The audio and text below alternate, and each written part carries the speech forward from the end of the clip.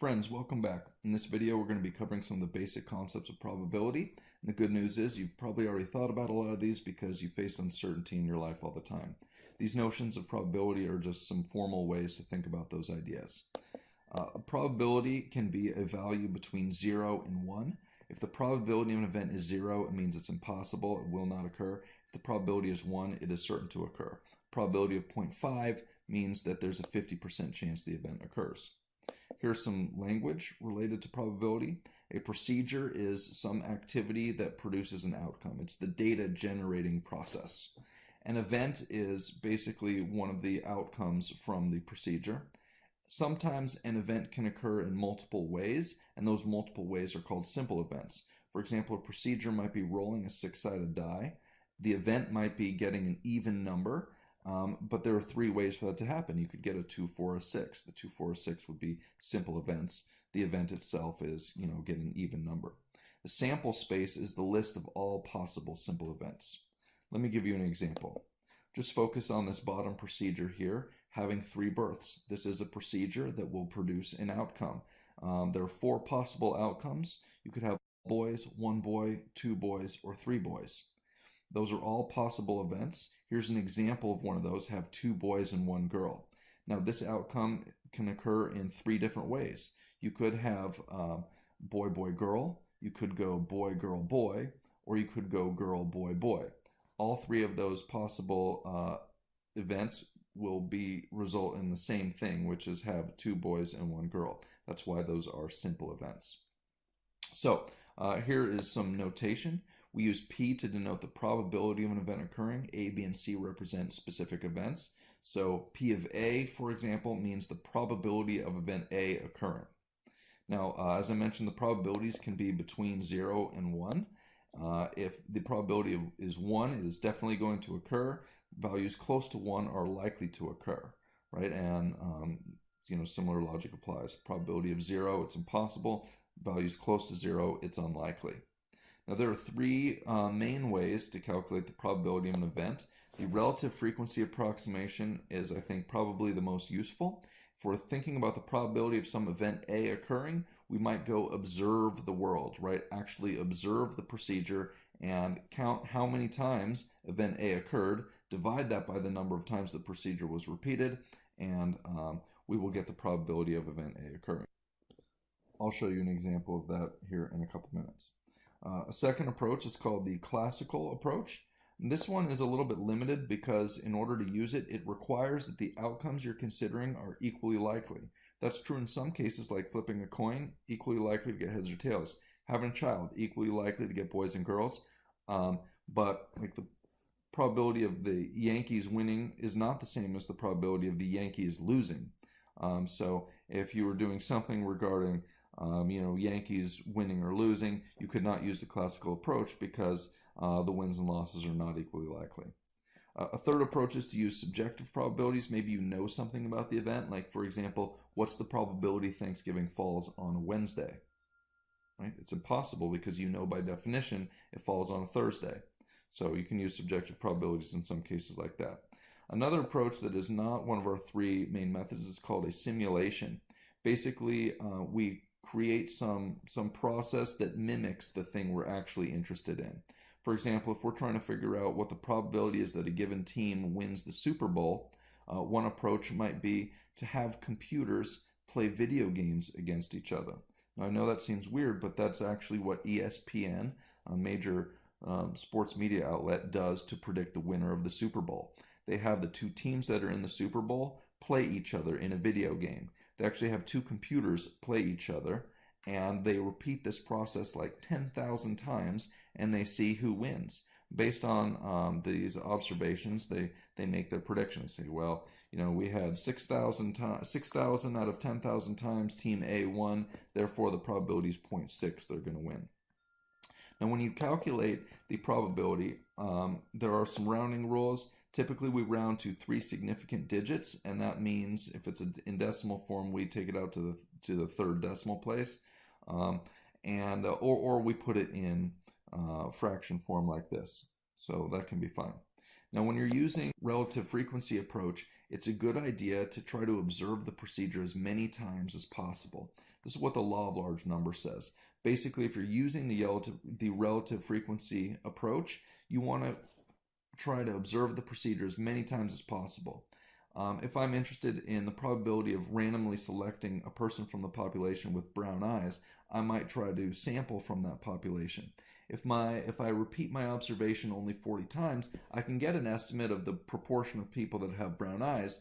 But if I actually looked at 1,000 people, I would get a much better view, much better idea of the probability of randomly selecting a person with brown eyes. That's what the law of large numbers says. Use as many people as you can if you're using or as many observations of the procedure as possible if you're using the relative frequency approach.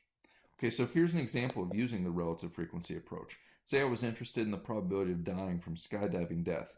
I might look at recent history about skydiving deaths and calculate the probability.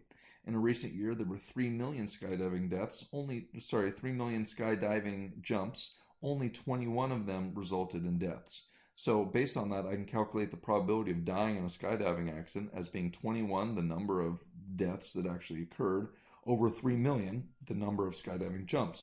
Okay, so this is just an example of using relative frequency. We just actually look at the world and based on historical data, calculate the probability of the event occurring again.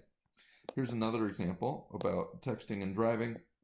We might want to know what's the likelihood of a randomly selected high school student being someone who texts while driving. Well, a recent study was done and showed that they found 3,785 people did text in the last 30 days, 4,720 did not text.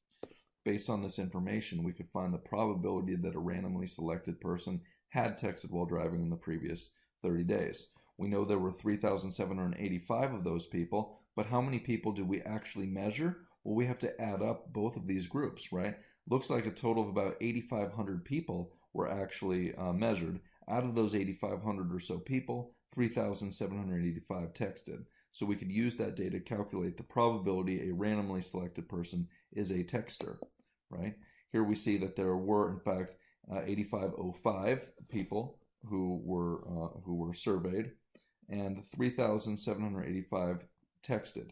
Based on this, we can calculate the relative frequency, which is 0.445. And so we say, well, the probability of a randomly person being a texter is 0.445, or there's a 44.5% chance.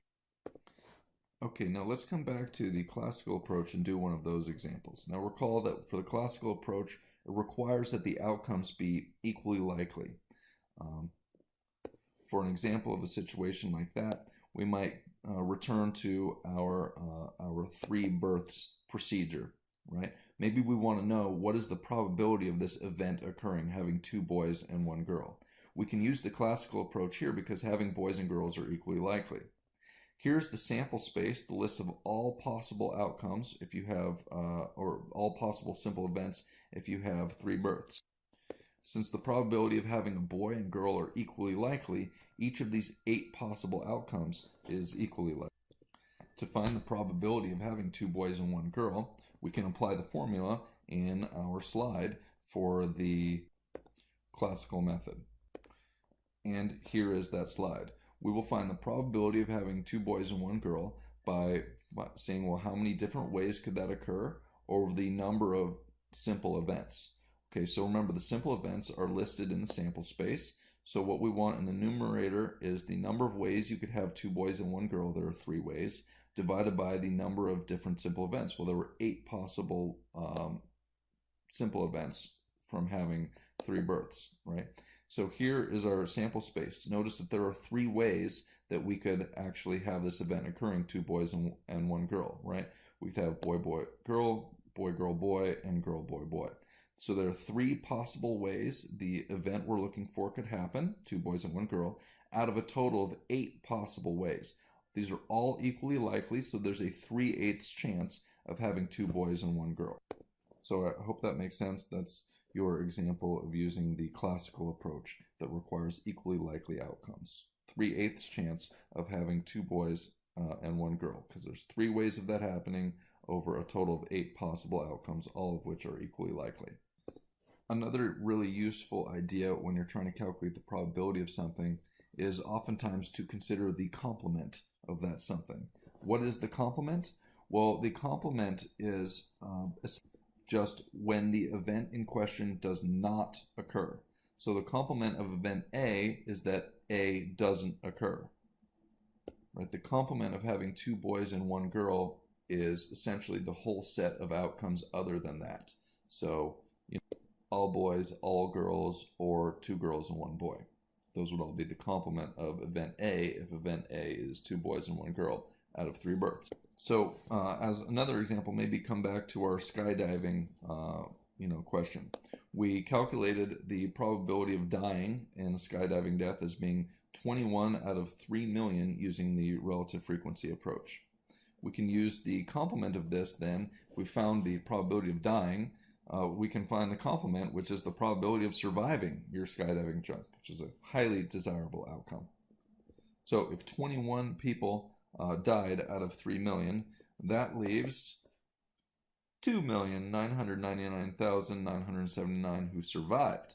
So the probability of surviving is 29 blah blah blah, oh my gosh, 2,999,979 over 3 million, or 0.999993. Notice that this is 1 minus the probability of dying. Probability of dying was 0.000007, so the probability of surviving is 1 minus that, 0.999993. So considering the complement can be really useful in some situations. Learning the probability of an event can be useful in a lot of contexts.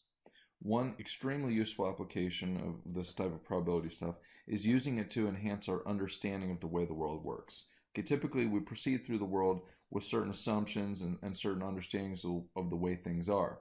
However, sometimes you might observe something that is really, really unusual or significantly unusual.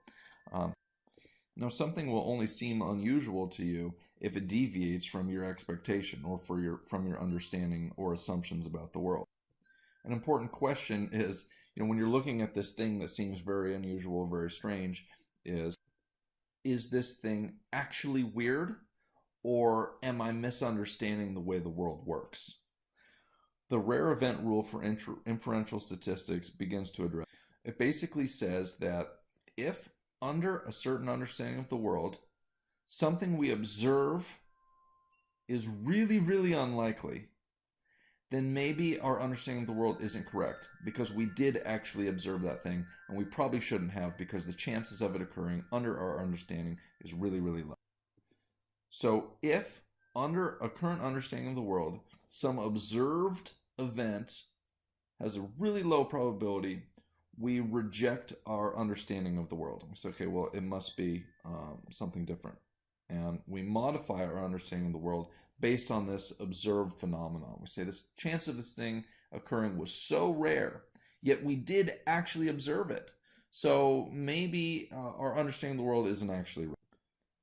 But the question might be, well, how unusual does it have to be before we reject our understanding of the world? And we typically say, as sort of an arbitrary place to start, that if the probability is less than or equal to 0.05, so if there's like a 5% or less chance of something occurring, but it actually does occur, we say, okay, well, maybe our understanding of the world isn't correct. And that can be if you've got observations that are unusually high or unusually low. If there's a 5% or less chance of the thing occurring under your current understanding of the world, maybe it's time to revisit your understanding of the world and reject it in favor of something more reasonable based on the data. Okay, so last thing, a little bit of notation. We've looked at this already. The only thing new here is the probability of A not occurring, that is the complement, is written as P of A bar. A bar is the complement of A. So I hope all this stuff works for you. Please shoot me an email if you have any questions or concerns. Thanks for watching.